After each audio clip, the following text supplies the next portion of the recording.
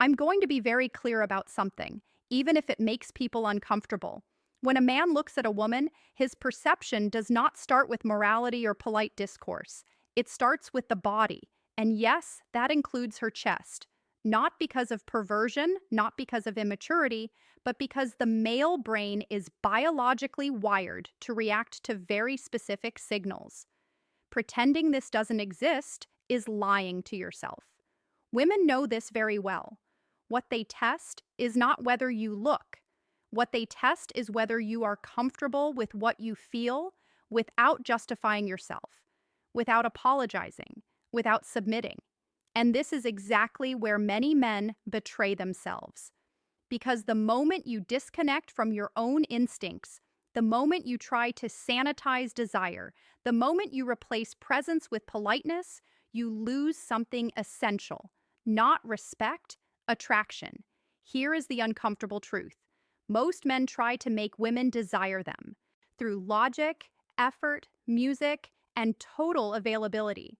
And that is precisely why it fails. They believe that if they are kind enough, attentive enough, emotionally available enough, women will eventually feel something. They believe that desire is a reward for correct behavior. It is not. Desire does not work like a contract. It does not emerge from explanation. It does not grow because you did everything right. Desire bypasses logic entirely. It goes straight to the nervous system. It is visceral, automatic, music unconscious, and it does not care how good of a man you are on paper. You can be stable, intelligent, emotionally mature, financially secure, music, and still watch a woman slowly lose interest without being able to explain why. Not because you did something wrong, but because you activated the wrong mechanisms. Most men misunderstand where attraction actually lives. They assume attraction is a decision, music, a judgment, a rational evaluation. But attraction happens before judgment, before thought, before language. By the time a woman explains why she feels something or why she doesn't, her body has already decided. And this is where men get trapped. They keep trying to speak to the thinking mind while attraction is being governed somewhere else entirely. Here is a crucial distinction. Respect and desire are not the same thing. You can earn respect through consistency, reliability, and moral alignment. But desire does not respond to those variables in the early stages. Desire responds to tension, to polarity, to contrast, and when those elements are missing, attraction never fully ignites. This is why so many men end up confused. They do everything they were taught to do.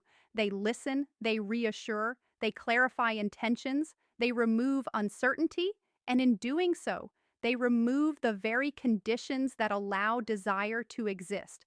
Because desire needs space, it needs ambiguity, it needs the possibility of loss. When everything is known, secure, predictable, and explained, the nervous system relaxes, and relaxed systems do not crave. Let's talk about availability. Availability is often confused with generosity, but psychologically, availability signals something else.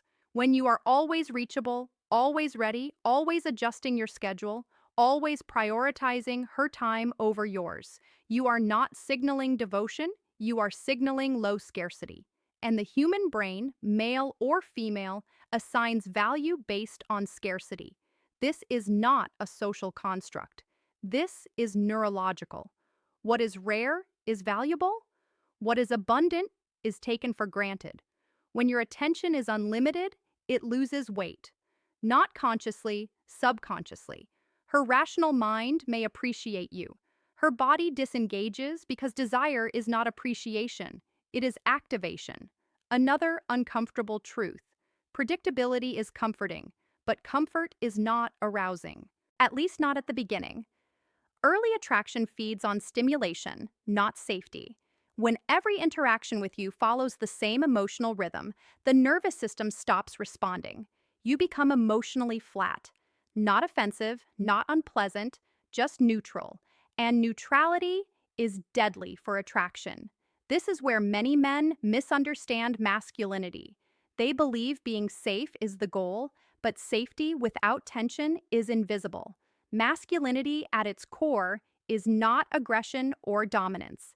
It is grounded music presence. The ability to stand in your impulses without collapsing into guilt or overcompensation. The ability to feel desire without apologizing for it. The ability to be interested without chasing. This is why that initial point about looking matters so much. When a man notices a woman's body and immediately suppresses himself or floods the interaction with politeness to compensate, he signals internal conflict. Women sense this instantly, not consciously, but semantically. They don't think he looked, they feel he is not at ease with himself, and lack of self ease is deeply unattractive. Let's move deeper. Attachment dynamics play a major role here.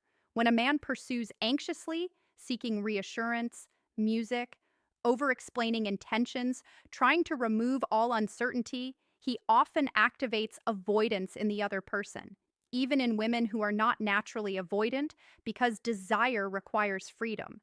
It requires the ability to move towards something, not be crowded by it. When there is no space, desire suffocates. This is also why neediness is so destructive. Neediness is not about wanting connection, it is about requiring validation. And the moment a woman feels that her presence is necessary for your emotional stability, something shuts down. Not because she is cruel, but because biologically needs signals weakness. A man who needs to be chosen cannot be desired. Desire flows towards strength, not dependence. Music. Another mechanism most men underestimate is social validation. Music. Women are highly sensitive to how a man is positioned socially, not status in the financial sense, but perceived desirability. A man who is wanted, who is engaged in life, who has social gravity, who is comfortable among others, is filtered as higher value automatically. This process is unconscious. It is not jealousy. It is neurological efficiency. If others validate him, he likely has qualities worth noticing. Now, contrast this with a man who isolates himself emotionally around one woman who slowly withdraws from his life. His routines, his interests, his world shrinks, and her attraction shrinks with it because desire does not grow in small containers. It needs expansion. The solution is not manipulation music, it is alignment. There is a massive difference between pretending to be busy and actually having a life, between delaying replies artificially and responding when you genuinely have time, between acting indifferent and being internally centered. Women detect the difference instantly. Authenticity matters, not moral authenticity, energetic authenticity. Here is what genuine masculine alignment looks like in practice. You do not abandon your plans to accommodate last-minute changes, not to punish music, but because your time matters. You do not over because your attention is not surplus. You express interest clearly. Music without begging. I'd like to see you again. Not tell me when you're free. I'll adjust. You are comfortable with pauses. Silence does not threaten you. You lead interactions rather than interviewing. You can tease lightly without fear. You can disagree without tension. Sometimes you end conversations first, not as a tactic, but because you have somewhere to go. Each of these behaviors communicates the same thing. This man is self-contained, and self-containment is magnetic. Now, let's dismantle one last illusion. Many men believe that if they just explain themselves better, attraction will appear. But attraction does not need explanation. It needs embodiment. You cannot talk your way into desire. You can only position yourself in a way that allows it to emerge. Let's summarize this clearly. Desire is not negotiated. It is triggered. It does not respond to moral effort. It responds to psychological signals, scarcity, contrast, presence, self-possession, social gravity. None of this requires manipulation. It requires honesty with yourself first. If you suppress your instincts, you leak insecurity. If you chase validation, you signal need. If you abandon your life for approval, attraction dies. The paradox is simple. The more complete your life is, the less you need desire. And the less you need it, the more likely it appears. If this resonated with you, reflect on it. Not emotionally, strategically. Where have you overexplained? Where have you overinvested? Where have you replaced presence with politeness? That's where the shift begins. And that shift has nothing to do with women. It has everything to do